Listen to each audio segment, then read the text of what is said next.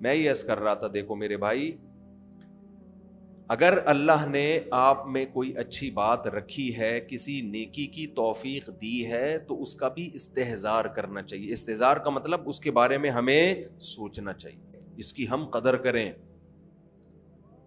اس پہ اللہ کا شکر ادا کریں۔ یہ نہ دیکھیں سب روزے رکھنے تو ہم نے رکھ لیا تو کیا ہو گیا، بھائی سب کا نہیں پتا، ہم تو نالائق ہیں یار، سب تو بہت نیک ہیں، وہ تو رکھ سکتے ہیں، ہم جیسے نالائق کو اللہ نے توفیق۔ میرا جو اللہ سے معاملہ ہے، مجھے کیا پتا آپ کا کیا معاملہ ہے، میں تو اپنا معاملہ دیکھوں گا۔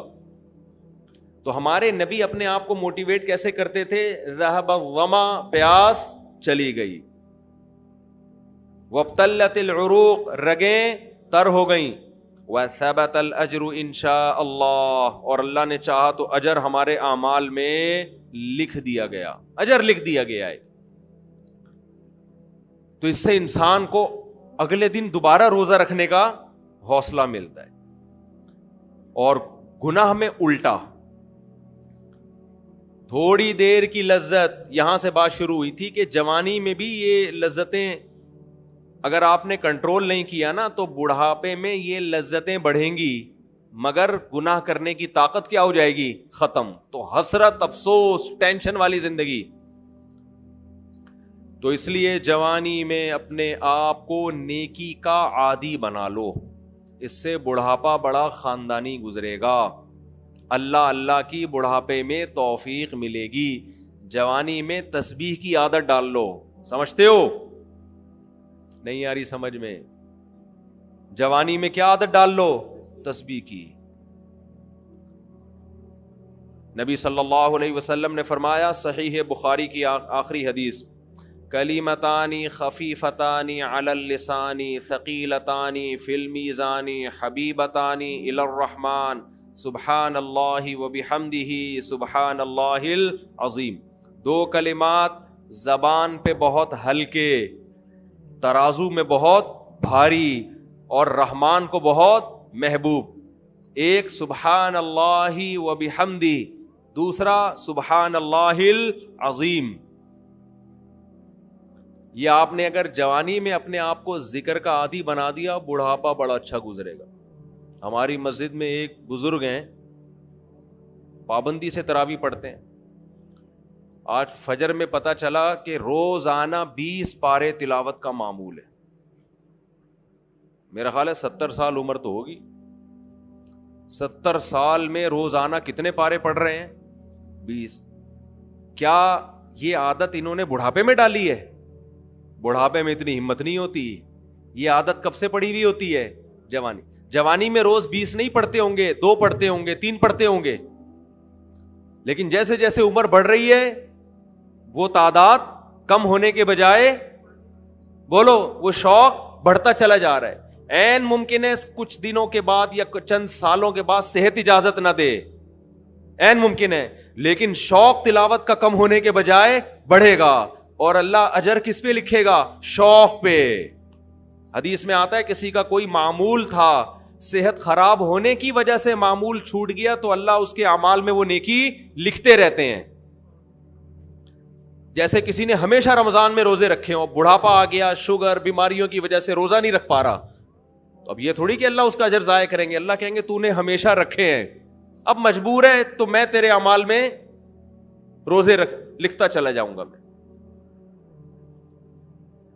تو آج آپ نے اپنے آپ کو میرے بھائی اللہ کا تھوڑا تھوڑا اللہ کا ذکر کی عادت ڈالو۔ میں نہیں کہہ رہا آپ سے زیادہ نہیں ہوتا تو وحشت نہ تھوڑا کر لو، آج تھوڑا کرو گے، کل اس تھوڑے میں ایسی لذت ہوگی کہ اللہ اس مقدار کو بڑھا دے گا۔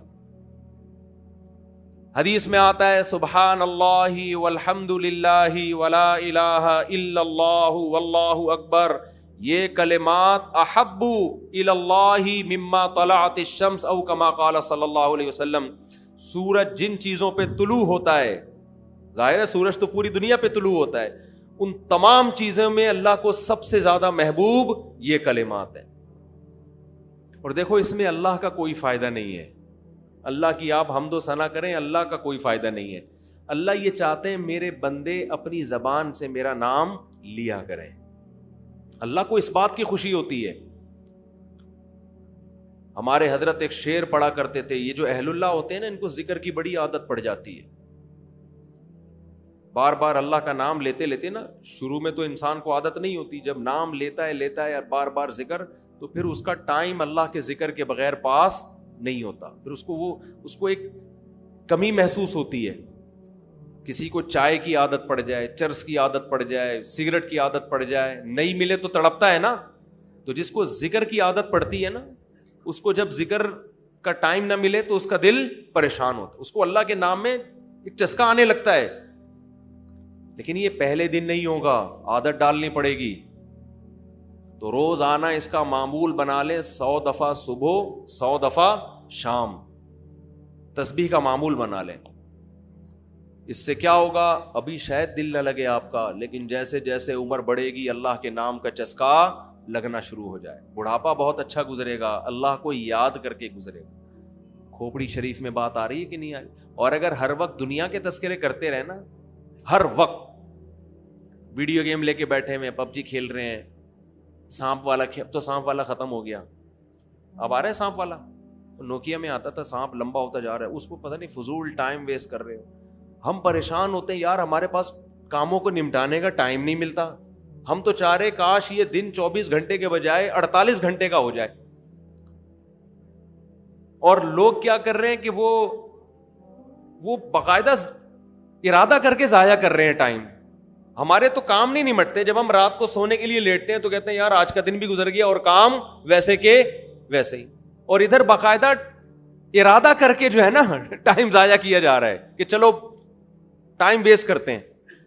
ایسی چیز میں ٹائم گزر جائے نا جو ذہنی تفریح کا ذریعہ بنے تو بھی ٹھیک ہے, گپ شپ لگا لو دوستوں کے ساتھ بیٹھ کر. یہ کیا ہے یار, دماغ کو خام خواہ کا تھکا رہے ہو بیٹھ کے. تو اگر پب جی کھیلنے کی عادت ڈال لی تو جاؤ گوروں کا بڑھاپا دیکھو, اولڈ ہاؤس میں بڑھاپے میں سنوکر کھیلتے ہیں, کیرم بورڈ کھیلتے ہیں, لڈو کا نہیں مجھے پتا, یہ چیزیں کھیل رہے ہوتے ہیں بڑھاپے میں. اور ہمارا بوڑھا بڑھاپے میں ایک ایک دن میں 20 پارے ختم کر رہا ہے. سمجھتے ہو کہ نہیں, وہ نماز میں دل بہلا رہا ہے, وہ تہجد میں اس کا ٹائم گزر رہا ہے. بھائی ویڈیو نہ بنائے, لکھا ہوا ہے نا.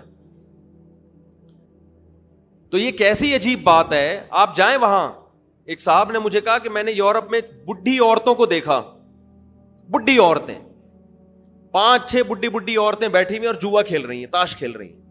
کہہ رہے مجھے یاد آیا یار ایک ہماری بوڑھی ہیں, ہماری بوڑھی عورتیں مصلے پہ بیٹھی ہوتی ہیں, اللہ اللہ کر رہی ہوتی ہیں, آخری وقت اللہ کا نام لے کے گزار رہی ہوتی ہیں.